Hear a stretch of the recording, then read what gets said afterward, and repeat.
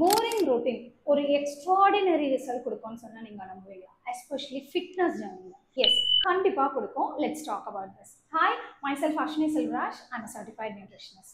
நீங்க அட்மையர் பண்ற social media person, அவங்க இன்ஃப்ளூயன்சரா இருக்கலாம், இல்ல நியூட்ரிஷனிஸ்டா இருக்கலாம், என்னையும் சேர்த்து. இவங்க எல்லாமே ஒரே மாதிரியான போரிங்கான ரெசிபிஸ் அண்ட் போரிங்கான ஃபுட் ரொட்டீனை தான் ஃபாலோ பண்ணுவாங்க.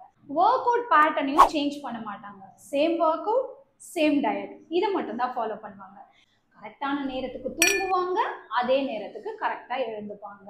ஃபேன்சி டயட்ஸ் பண்ண மாட்டாங்க, ஃபேக் டயட்ஸ் பண்ண மாட்டாங்க. எக் டயட் பண்றது, இன்டர்மிட்டன்ட் ஃபாஸ்டிங், வாட்டர் ஃபாஸ்டிங், இல்ல ஜூஸ் மட்டும் குடிக்கிறது, இந்த மாதிரியான ஃபேன்சி டயட்ஸ் அண்ட் ஃபேக் டயட்ஸை ஃபாலோவே பண்ண மாட்டாங்க. ஏன்னா இது ஒரு சஸ்டைனபிளான ஒரு விஷயமே கிடையாதுங்கிறது இன்ஃப்ளூயன்சருக்கோ நியூட்ரிஷனிஸ்டுக்கோ உங்க சோஷியல் மீடியா பர்சனுக்கும் நல்லாவே தெரியும். போரிங்கா இருந்தாலும் உங்களுக்கு லைஃப் ஸ்டைலா ஃபாலோ பண்ண முடியும், பிளஸ் அதை மெயின்டைன் பண்ண முடியும் அப்படின்னா அது ஒரு ஃபினாமினலான ரிசல்ட் தான் இல்லையா?